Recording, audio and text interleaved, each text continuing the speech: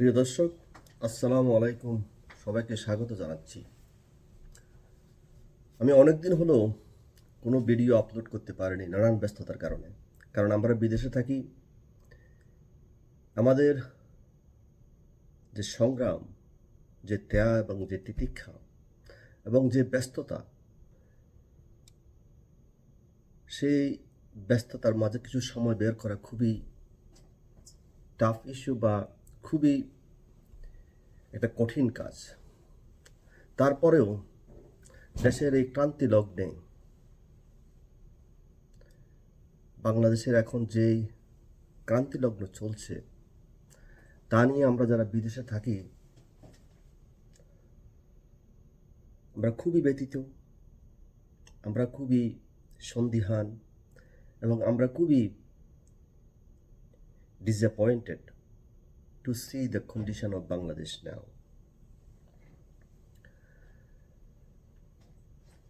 তবে আপনাদের ভালোবাসা এবং বারবার খোঁজ নেওয়ার জন্য আমি আন্তরিকভাবে সবাইকে ধন্যবাদ জানাচ্ছি। আজকের আমাদের এই যে ভিডিওতে আমি কোনো দল বা কোনো ব্যক্তির নাম উচ্চারণ করব না, বরং এমন কিছু বিষয় নিয়ে কথা বলতে চাই যা আমাদের সবার জন্য খুবই গুরুত্বপূর্ণ। সত্যি বলতে আজকের এই যে বাংলাদেশ, তা দেখে সবারই কষ্ট হয়, সবারই মন ভারাক্রান্ত হয়। এমন একটি দেশ যার জন্ম হয়েছে অসংখ্য মানুষের ত্যাগের বিনিময়ে, কিন্তু সেই ত্যাগকে আজকে অস্বীকার করা হয়, 52কে অস্বীকার করা হয়, 71কে অস্বীকার করা হয়। আজ আমরা বাংলাদেশের মানুষ বিভক্ত, আমরা সন্দিহান এবং পরস্পরের প্রতি যে অবিশ্বাস সেটা খুব তীব্র আকার ধারণ করেছে। আমাদের সমাজে আজ সবচেয়ে বড় সংকটগুলোর একটি হলো মিথ্যা গুজব, মিথ্যা তথ্য এবং অপপ্রচার। প্রিয় দর্শক, আপনাদের মনে আছে 2024 সালের এই দিনে বা এই সময়ে বাংলাদেশে যে অপপ্রচার চালানো হয়েছিল, যে ঢাকা বিশ্ববিদ্যালয়ের হাজার হাজার ছাত্রকে হত্যা করা হয়েছে, হাজার হাজার লাশ সরকার পুড়িয়ে ফেলেছে অথবা সরকার বাজেয়াপ্ত করেছে, সেটা ছিল স্রেফ মিথ্যাচার, সেটা ছিল স্রেফ গুজব এবং সেটা ছিল স্রেফ অপপ্রচার। এবং সেই গুজব, মিথ্যা এবং অপপ্রচার চালিয়ে বাংলাদেশের একটা সম্ভাবনায় দেশকে ধ্বংস করে দেওয়া হয়েছে।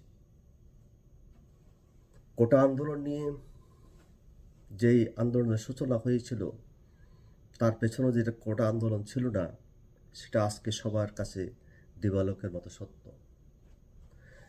ইতিহাসে আমরা বহুবার দেখেছি একটি গুজব হাজারো মানুষের জীবনকে বদলে দিতে পারে।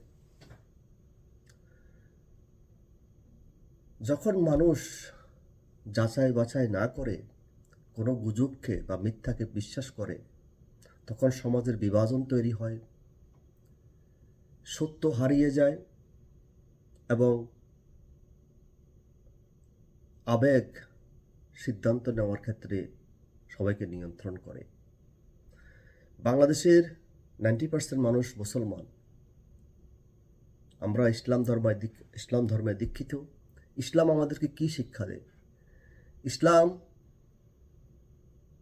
যে পবিত্র ধর্মগ্রন্থ আল কোরআন, সেখানে স্পষ্ট করে বলা রয়েছে, কোনো সংবাদ এলে তা তোমরা যাচাই করে দেখো। তোমরা কোনো সংবাদকে অন্ধভাবে ধারণ করো না। রসুল্লাহ সাল্লাহ ইসলাম আমাদের প্রিয় নবী শিখিয়েছেন সত্য বলতে, ন্যায় বিচার করতে এবং অন্যায়ের বিরুদ্ধে রুখে দাঁড়াতে। কিন্তু আমরা কি সবসময় তা করে থাকি? আমরা মুখে ইসলামের কথা বলি, কাজে ইসলামের কোনো চর্চাই আমরা করি না। আমরা মিথ্যাকে ধারণ করি, আমরা গুজবকে ধারণ করি, আমরা অসত্যকে সত্য মেনে নিই এবং আমরা অপপ্রচার চালিয়ে সস্তা জনপ্রিয়তা অর্জন করি। একটা ভালো মানুষকে আমরা অসৎ মানুষ হিসেবে সমাজের কাছে পরিচয় করিয়ে দিই। একটা সুন্দর ব্যবস্থাকে ব্যক্তিগত আক্রোশের কারণে বা ব্যক্তিগত ক্ষমতার লোভে একটা শাসনকে আমরা ধ্বংস করে দিই। সুতরাং একজন মুসলমান হিসেবে আমরা পুরোপুরি ব্যর্থ হয়েছি। গত 2 বছর বা 3 বছরে বাংলাদেশে যা হয়েছে সেটা ইসলামের পুরোপুরি পরিপন্থী। যারা ইসলামের নাম করে মানুষকে বেহেশতের স্বপ্ন দেখিয়ে অপপ্রচার চালিয়েছে, অপশাসন চালিয়েছে, মব জাস্টিস করে হাজার হাজার মানুষকে হত্যা করেছে, সেটা কখনো ইসলাম সাপোর্ট করে না। ইসলাম কখনো সাপোর্ট করতে পারে না। ন্যায় বিচার কখনো এমন হতে পারে না। আইনের চোখে সবাই সমান। যদি কেউ অপরাধ করে তার বিচার করা হোক, কিন্তু বিচার যেন প্রমাণের ভিত্তিতে হয়, প্রতিশোধের ভিত্তিতে নয়। কিন্তু বাংলাদেশ কি আজকে প্রমাণের ভিত্তিতে কোনো শাসন চলছে? সব কিছু তো প্রতিশোধের ভিত্তিতেই চলছে। একটি সভ্য রাষ্ট্রের সবচেয়ে বড় শক্তি হলো রুল অফ ল বা আইনের শাসন, যেখানে আইন সবার জন্য সমানভাবে প্রযোজ্য হবে। প্রিয় দর্শক, আজকে কি বাংলাদেশে রুল অফ ল বলতে কোনো কিছু আছে? আজকে সুপ্রিম কোর্ট থেকে হাইকোর্ট বলেন, সুপ্রিম কোর্ট বলেন বা লোয়ার কোর্ট বলেন, everything is run through the direction of the government. সব কিছু নিয়ন্ত্রিত। যেখানে আইন সবার জন্য সমানভাবে প্রয়োগ হয়, সেখানে আমরা রুল অফ ল দেখতে পাই। আজ আমাদের প্রয়োজন ঘৃণার রাজনীতি নয়, হিংসা হানাহানি নয়। আমাদের সবার উচিত, আজকে আমাদের প্রয়োজন ঘৃণার রাজনীতি নয়, আজকে আমাদের প্রয়োজন দায়িত্বশীল নেতৃত্ব। প্রয়োজন এমন একটি সমাজ যেখানে মানুষ ভিন্ন মত প্রকাশ করতে পারে, যেখানে মানুষ স্বাধীনভাবে কথা বলতে পারে, যেখানে মানুষ সুন্দরভাবে তাদের জীবন পরিচালিত করতে পারে, যেখানে সাংবাদিক নির্ভয়ে লিখতে পারে, যেখানে আদালত স্বাধীনভাবে কাজ করতে পারে, যেখানে সাধারণ মানুষ তার জীবন নিয়ে নিরাপত্তা বোধ করতে পারে। কিন্তু রাজনৈতিক যে দলগুলো আমাদের দেশে রয়েছে, তাদের অসততা, তাদের দায়িত্ব জ্ঞানহীনতা আজকে বাংলাদেশের আকাশে যে কালো অধ্যায় রচিত হয়েছে, তার জন্য বাংলাদেশের যে রাজনৈতিক দলগুলো রয়েছে তারাই দায়ী। আমরা সবাই ভুল করতে পারি। বাংলাদেশের যে রাজনৈতিক দলগুলো রয়েছে তারাও ভুল করতে পারে, কারণ ভুল থেকে মানুষ শিক্ষা নেয়। কিন্তু ভুলের সমাধান কখনো আরেকটি ভুল হতে পারে না, আরেকটি ভুল হওয়া উচিত নয়। বাংলাদেশ কারো একার নয়, এই দেশ সবার। যে দলকে আপনি সমর্থন করেন বা যেই মতাদর্শে আপনি বিশ্বাসী হন, যে দলকে আমরা সমর্থন করি না কেন, যেই মতাদর্শে আমরা বিশ্বাসী হই না কেন, আমরা সবাই এই দেশের নাগরিক। আমরা কেউই ভিন্ন গ্রহ থেকে আসেনি। বিএনপি যখন ভিন্ন গ্রহ থেকে আসেনি, তার সমর্থকরাও এই দেশেরই নাগরিক। আওয়ামী লীগ যারা করে তারা এই দেশেরই নাগরিক, তারা ভিন্ন গ্রহ থেকে আসেনি।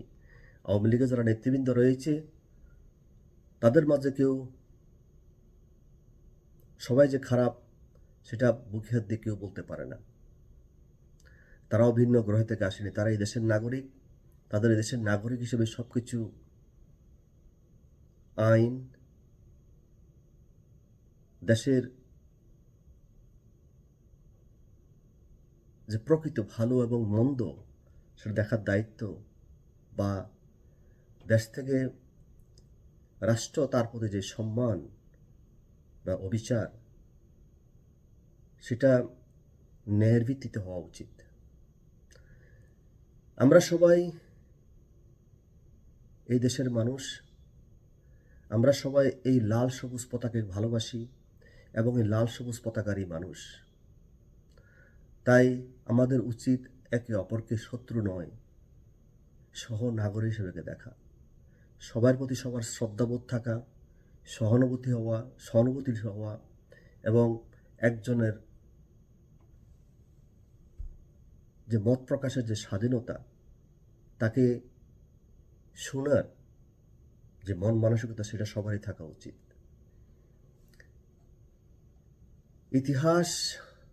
ইতিহাসের বিচার ইতিহাসই করে এবং ইতিহাস সবসময় সত্যকে ধারণ করে।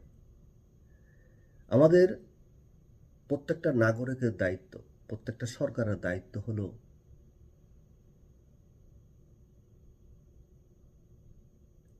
একটা সুন্দর দেশ উপহার দেওয়া আগামী প্রজন্মের জন্য। তাই আমরা একে অপরকে শত্রু না ভেবে একে অপরকে সহ নাগরিক হিসেবে দেখা উচিত। আমাদের দায়িত্ব হলো ভবিষ্যৎকে সুন্দর করা, আগামী প্রজন্মের জন্য একটি সুন্দর বাংলাদেশ উপহার দেওয়া, আমাদের সন্তানদের এমন একটি বাংলাদেশ উপহার দেওয়া যেখানে সত্যের মূল্য থাকবে, সততার সম্মান থাকবে এবং ন্যায় বিচারের প্রতি মানুষের আস্থা থাকবে। যারা আজ ক্ষমতায় আছেন তারা চিরকাল ক্ষমতায় থাকবেন না। আজ যারা বিরোধী তারাও একদিন ক্ষমতায় আসতে পারেন। 2024 সালের 5ই আগস্টের সকালেও আওয়ামী লীগ ভাবেনি তাদের পরাজয় হবে, তাদের পতন হবে। তাদেরও পুলিশ ছিল, তাদেরও আর্মি ছিল, তাদের হাতে প্রশাসন ছিল, কিন্তু তাদেরও পতন হয়েছিল। বর্তমানে যারা বিএনপি বা জামাত যারা রয়েছেন, তারা যদি মনে করেন তারা চিরস্থায়ী ক্ষমতার মালিক, সেটা ভুল। সময় যে কোনো সময় পরিবর্তন হয়ে যায় এবং সেটাই সময় নির্ধারণ করে। কারণ সময় বড় নির্মম, যে কোনো সময় যে কোনো কিছু ঘটতে পারে। বাংলাদেশের আজকের যে অবস্থা খুবই ক্রান্তিলগ্ন। এখানে এমন কিছু ঘটতে পারে যেটা মানুষ কল্পনা করতে পারে না। আজকে এনসিপির মতো নেতারা গর্বের সাথে বলেন, আওয়ামী লীগের বিরুদ্ধে কথা বলেন, শেখ হাসিনার বিরুদ্ধে কথা বলেন, কিন্তু তাদের ভাবা উচিত আওয়ামী লীগের একটি ওয়ার্ডে যে পরিমাণ সমর্থন রয়েছে বা নেতাকর্মী রয়েছে, এনসিপির সারা দেশে অতজন নেতাও তাদের নেই। তারা কোন সাহসে আওয়ামী লীগের বিরুদ্ধে এরকম ধাম্ব ছড়ান, এরকম মিথ্যা গুজব ছড়ান এবং তাদেরকে ভয় দেখান? তাদেরকে বুক একবারও কাঁপে না আওয়ামী লীগের বিরুদ্ধে কথা বলতে? তারা কি এখনো মানুষের পালস বুঝতে পারেনি? তাদেরকে গত কিছুদিন ধরে যা হচ্ছে তার সিমটম থেকে তাদের বোঝা উচিত ছিল সময় আর বেশি নেই। তাদেরকে মানুষ ল্যাংটা করে কুত্তা পিটা করবে। আজকে যারা গণতন্ত্রের কথা বলেন, আইনের কথা বলেন, নির্বাচনের কথা বলেন, তারা কি একবারও বুকে হাত দিয়ে বলতে পারবেন তারা যে নির্বাচন করে ক্ষমতায় এসেছেন সেই নির্বাচন সুষ্ঠু ছিল? কত পার্সেন্ট মানুষ ভোট দিয়েছিল এবং সেই নির্বাচন আওয়ামী লীগের সরকারের চেয়ে ভালো নির্বাচন হয়েছে? না। যদি তারা সৎ হয়, তাদের বুকে যদি ন্যূনতম সততা থেকে থাকে, তাহলে তারা কখনো কুণ্ঠাবোধ করবে না স্বীকার করতে এই নির্বাচন কখনোই আওয়ামী লীগের চেয়ে ভালো নির্বাচন হয়নি। প্রিয় দর্শক, এরপরেও তারা যদি দম্ভ করে এবং আওয়ামী লীগকে দমন করতে চায়, সেই দমন চিরস্থায়ী হবে না। এই রাষ্ট্র থাকবে, এই বাংলাদেশ থাকবে। তাই বাংলাদেশের যে সিস্টেম, সেই সিস্টেমকে ডেভেলপ করতে হবে। যদি একটা রাষ্ট্রের সিস্টেম যদি ঠিক থাকে, সেই রাষ্ট্র কখনো ভেঙে পড়ে না। যে রাষ্ট্র ন্যায়কে, সততাকে, মত প্রকাশের স্বাধীনতাকে এবং সাম্যকে ধারণ করে, সেই রাষ্ট্রে কখনো অন্যায়, নির্যাতন, হত্যা, খুন এগুলা ঘটতে পারে না। আমি বিশ্বাস করি সত্যকে কখনো ধামাচাপা দেওয়া যায় না। মিথ্যাকে সাময়িকভাবে সত্যের উপর প্রতিষ্ঠা করা যায়, কিন্তু সময়ের পরিক্রমায় সে মিথ্যা পরাজয় অবধারিত। এবং সে সত্য বাংলাদেশের মাটিতে একদিন প্রতিষ্ঠিত হবে। সময় আর বেশি দেরি নেই। প্রিয় দর্শক, পরিশেষে আরেকটি কথা বলবো, সেটা হলো আওয়ামী লীগের সময় গত 15 বৎসর বিএনপির মহাসচিব এবং আরেকজন প্রথম যুগ্ম মহাসচিব, যিনি রাজশাহী বিশ্ববিদ্যালয়ে জামাতের পিটুনি খেয়ে তার মাজা ভেঙেছিলেন, তিনি বিএনপির দপ্তরে প্রত্যেক দিন সংবাদ সম্মেলন করতেন দ্রব্যমূল্যের ঊর্ধ্বগতি নিয়ে। চাল যখন 100 থেকে 150 টাকা হয়েছিল, সেটা নিয়ে অনেক দম্ভ করেছিল। কিন্তু আজকে দেখেন বাংলাদেশের চালের কেজি কত, 170 থেকে 180 কেজি সাধারণ চালের কেজি। আর যদি আপনি সরু চালের কথা ধরেন, 1 কেজি চালের দাম 400 টাকা। আর প্রত্যেকটা জিনিসের যে ঊর্ধ্বগতি, সেটা আওয়ামী লীগের তুলনায় বেড়েছে 400 থেকে 500 গুণ বেশি। কোথায় তাদের দম্ভ, কোথায় তাদের সততা? বাংলাদেশের মানুষ একদিন সত্যকে জানবে এবং আমাদের নাগরিকের প্রত্যেক মানুষের কর্তব্য হলো সত্যকে ধারণ করা, ন্যায়কে ধারণ করা এবং সত্যকে প্রচার করা। আমাদের দায়িত্ব সেই সত্যের পক্ষে থাকা, কোনো ব্যক্তি বা দলের জন্য নয়, বাংলাদেশের জন্য, বাংলাদেশের লাল সবুজের জন্য আমাদের সত্যকে ধারণ করতে হবে। আল্লাহ আমাদের সবাইকে সত্য বলার, ন্যায় বিচার প্রতিষ্ঠার এবং বিভাজনের পরিবর্তে ঐক্য করার তৌফিক দান করুন। আপনাদের সবাইকে ধন্যবাদ। ভিডিওটি যদি আপনাদের ভালো লাগে থাকে শেয়ার করুন, গঠনমূলক মতামত বা কমেন্টে জানান। সত্য, ন্যায় ও মানবিকতার পক্ষে থাকুন। আসসালামু আলাইকুম ওয়া রাহমাতুল্লাহি ওয়া বারাকাতুহু। আজকে এই পর্যন্তই, আবার দেখা হবে। বাই।